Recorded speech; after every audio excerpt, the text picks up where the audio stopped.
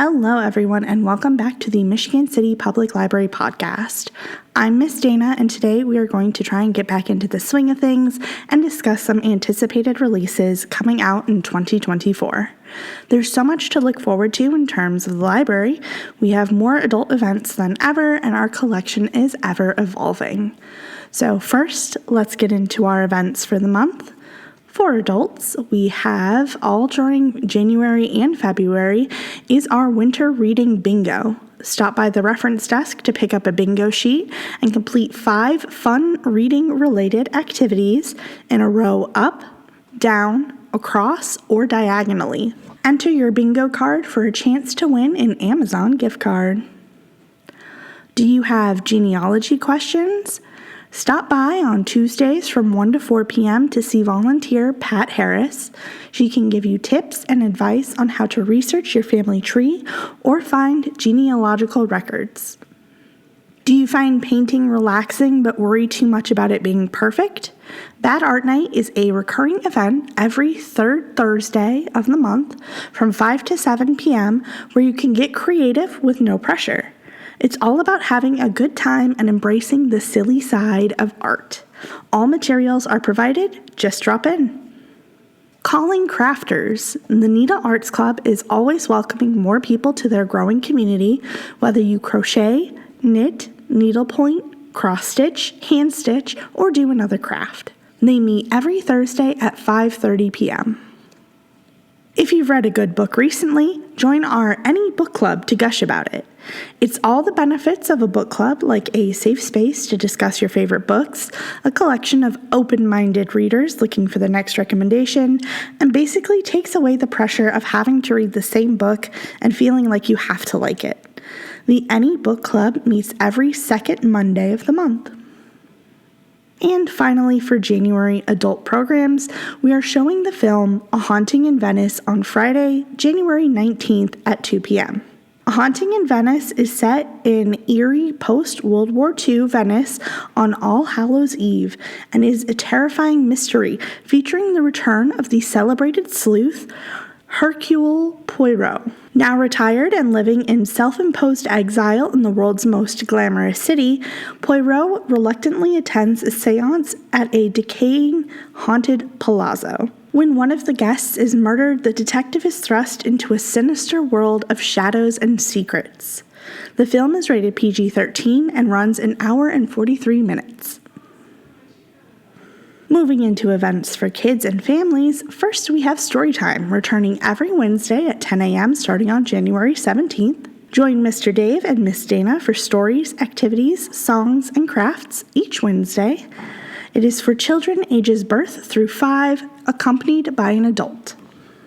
Every Tuesday from 3:30 to 5 p.m., we break out the Lego We-Dos, microbits, 3D pens, and more during creative tech activities. For kids ages 6 to 17, let your imagination be the limit with our tech toys. On January 25th from 4 to 5 p.m., learn to code with Scratch by working through projects, sharing ideas, and exploring your creativity. Scratch is a coding platform to create your own stories, video games, and animations for kids ages 7 to 17.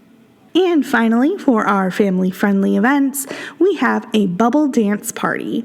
Join us on Friday, January 26th from 4 to 5 p.m. to dance and groove surrounded by bubbles. This is for kids of all ages.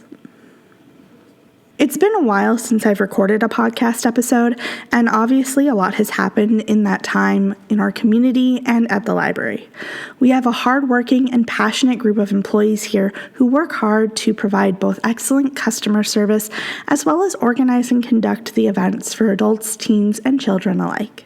I'm very proud to call these incredible individuals my coworkers, and hopefully you can find something of value at the library, whether it be events, our online resources like databases and ebooks, the microfilm, or of course, the books, movies, magazines, and more. There's just a lot to look forward to in 2024 in terms of books and movies. Now, please keep in mind that just because I mention it as an upcoming release, there is always the chance that the library might not be able to obtain it. But let's first talk about upcoming movies for adults. Releasing in theaters on March 1st is Dune Part 2. Starring Timothée Chalamet as Paul Atreides as he unites with Chani and the Fremen while seeking revenge against the conspirators who destroyed his family. Facing a choice between the love of his life and the fate of the universe, he must prevent a terrible future that only he can foresee. Next is The Fall Guy, starring Ryan Gosling.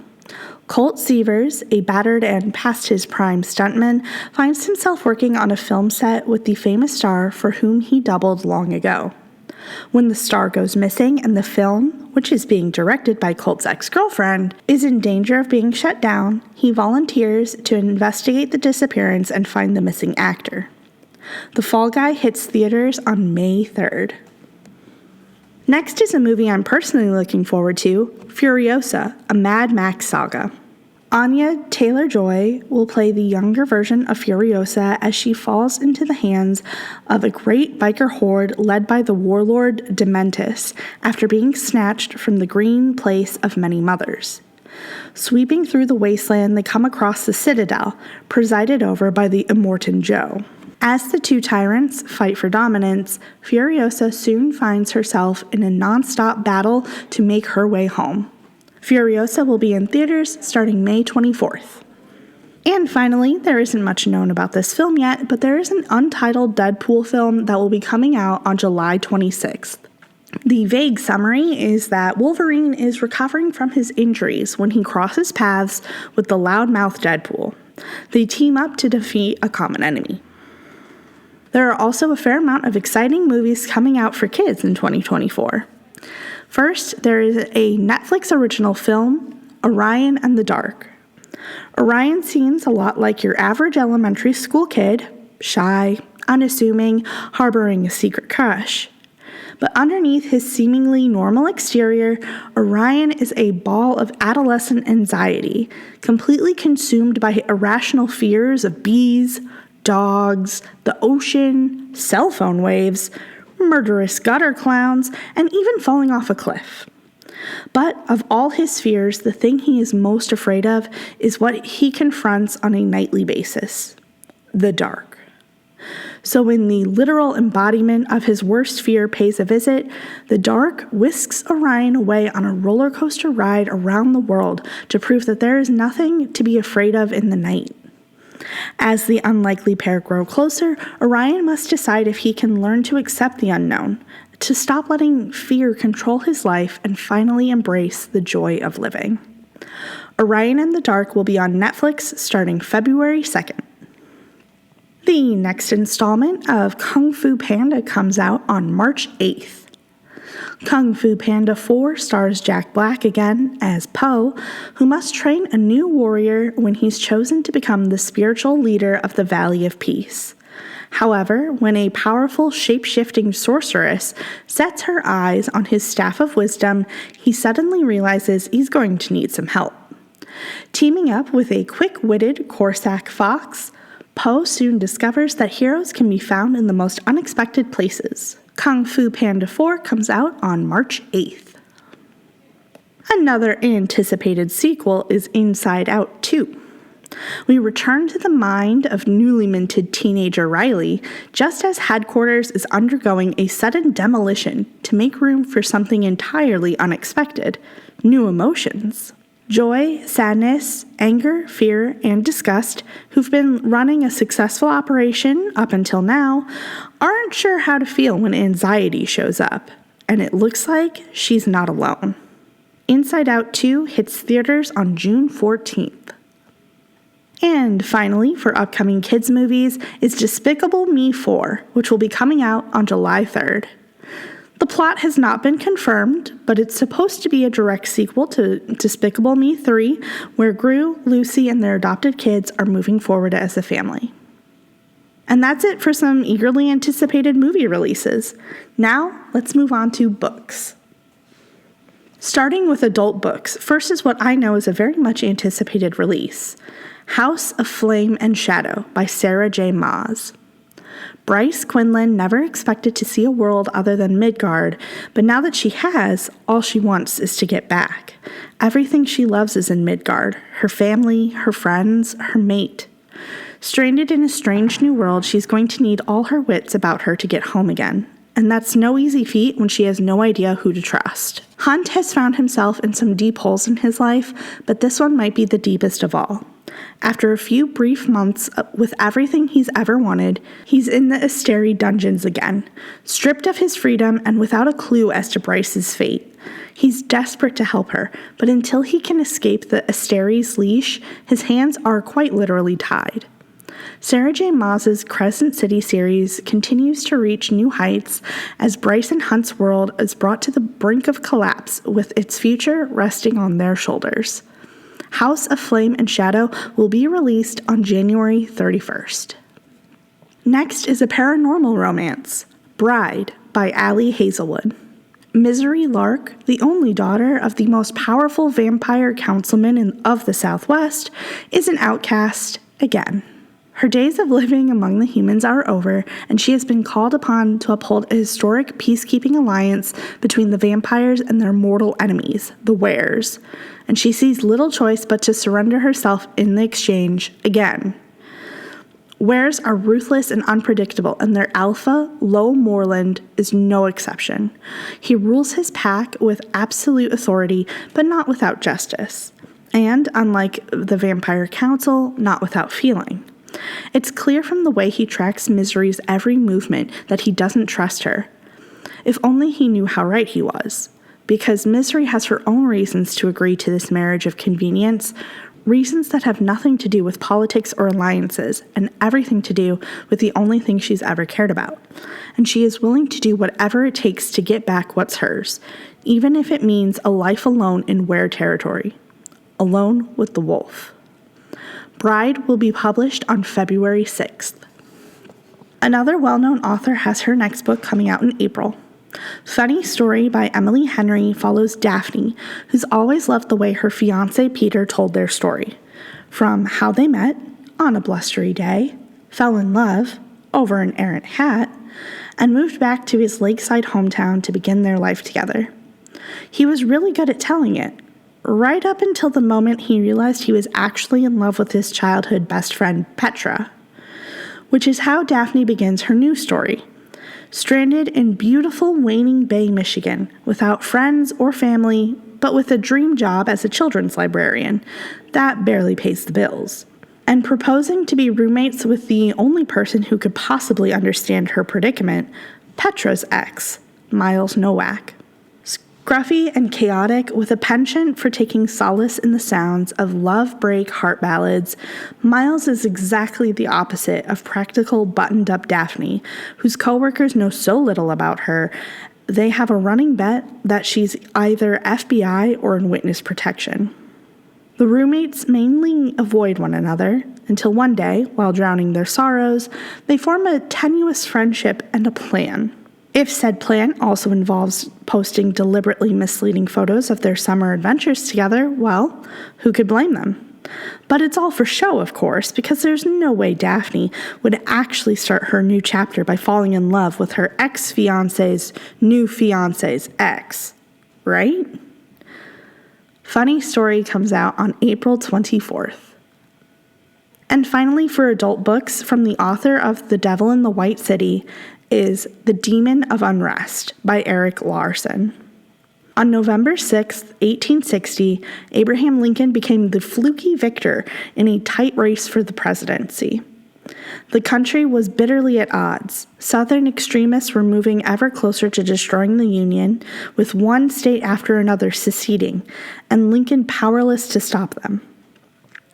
Slavery fueled the conflict, but somehow the passions of North and South came to focus on the lonely federal fortress in Charleston, Fort Sumner.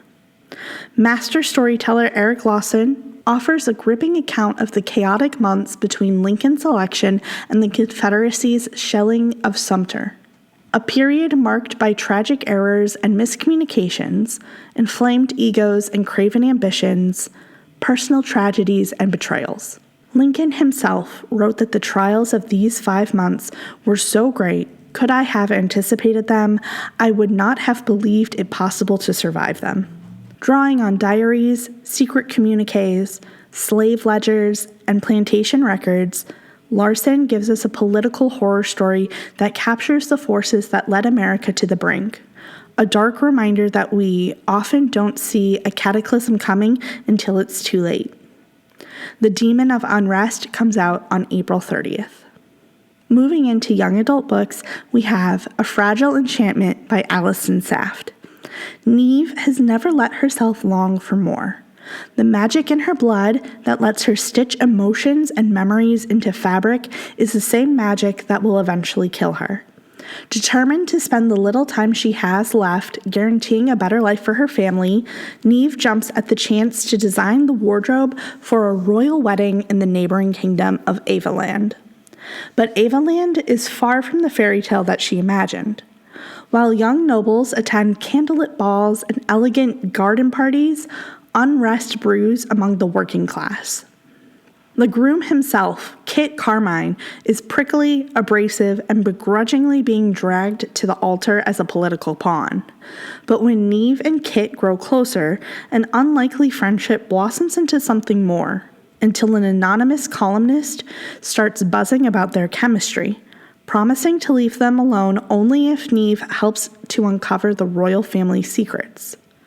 The rot at the heart of Avaland runs deep, but exposing it could risk a future she never let herself dream of, and a love she never thought possible. Transporting readers to a Regency England-inspired fantasy world, A Fragile Enchantment is a sweeping romance threaded with intrigue, unforgettable characters, and a love story for the ages. A Fragile Enchantment will be available on January 2nd. Next is These Deadly Prophecies by Andrea Tang. Being an apprentice for one of the world's most famous sorcerers has its challenges. Tabitha Zhang just didn't think that they would include solving crime. But when her boss, the infamous fortune teller, Sorcerer Solomon, predicts his own brutal death, and worse, it comes true, Tabitha finds herself caught in the crosshairs. The police have their sights set on her and Callum Solomon, her murdered boss's youngest son. With suspicion swirling around them, the two decide to team up to find the real killer and clear their own names once and for all. But solving a murder isn't as easy as it seems, especially when the suspect list is mostly the rich, connected, and magical members of Sorcerer Solomon's family. And Tabitha can't quite escape the nagging voice in her head just how much she can really trust Callum Solomon. Nothing is as it seems in this quick-witted and fantastical murder mystery. These Deadly Prophecies will be published on January 30th. Next, for fans of the show or the video game The Last of Us, is Heart Still Beating by Brooke Archer. 17-year-old Mara is dead. Mostly. Infected with a virus that brought the dead back to life and the world to its knees, she wakes up in a facility to learn a treatment for the disease has been found. No longer a tick, Mara is placed in an experimental resettlement program, but her recovery is complicated by her destination. She's sent to live with the best friend she hasn't seen since the world ended, and since their first and only kiss. 17-year-old Rory is alive, barely. With impaired mobility from an injury and a dead sister, Rory's nightmares are just as monstrous as the ticks that turned her former best friend. Even after the island, one of a handful of surviving communities, rebuilds itself, Rory is prepared for the ticks to return at any time. She never expected them to come in the form of the only girl she's ever loved. As the girls struggle with their pasts and the people they've become, and with the island's fragile peace in the balance, Rory and Mara must lean on each other to survive, or risk losing the girl they love all over again. Hearts Still Beating will be published on April 2nd. And last but not least for YA is Blood in the Root by Ladarian Williams. 10 years ago, Malik's life changed forever the night his mother mysteriously vanished and he discovered he had uncontrollable powers. Since then, he has kept his abilities hidden, looking out for himself and his younger foster brother Tay. Now, at 17, Malik is finally ready to start a new life for both of them, far from the trauma of his past. However, a daring act to rescue Tay reveals an unexpected connection with his long-lost grandmother, a legendary conjurer with ties to a hidden magical university that Malik's mother attended.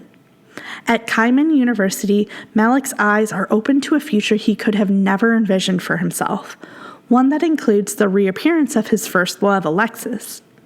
His search for answers about his heritage, his powers, and what really happened to his mother exposes the cracks in their magical community as it faces a reawakened evil dating back to the Haitian Revolution. Together with Alexis, Malik discovers a lot beneath the surface of feuding covens and magical politics, forbidden knowledge, and buried mysteries. In a wholly unique saga of family, history, and community, Malik must embrace his legacy to save what's left of his old family as well as his new one. Exploring the roots and secrets that connect us in an unforgettable contemporary setting, this heart-pounding fantasy series opener is a rich tapestry of atmosphere, intrigue, and emotion. Blood in the Root will be published on May 7th. Moving into middle grade books, first is Shark Teeth by Sherry Winston. Sharkita, or Kita, Hayes is always waiting for her mama to mess up, waiting for social services to be called again, waiting for her and her siblings to be separated, waiting for her worst fear to come true. But Mama promises things are different now. She's got a good job, she's stopped drinking, stopped going out every night. It's almost enough to make Kita believe her this time. But even as Kita's life is going good, she can't shake the feeling that everything could go up in flames at any moment. When her assistant principal and trusted dance coach start asking questions about her home life, Kita is more determined than ever to keep up appearances and make sure her family stays together, even if it means falling apart herself. As the threat of her family being separated again circles like a shark in the water, the pressure starts to get to Kita.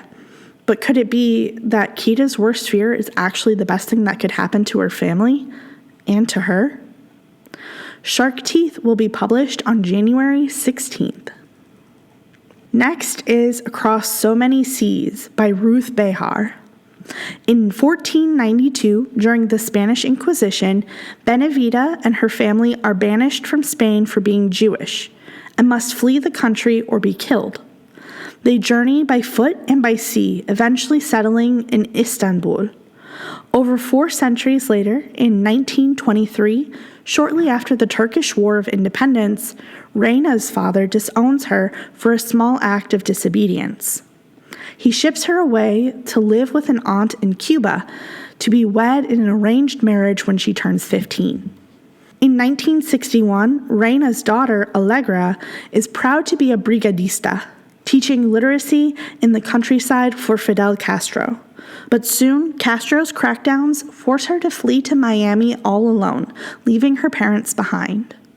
Finally, in 2003, Allegra's daughter Paloma is fascinated by all the journeys that had to happen before she could be born.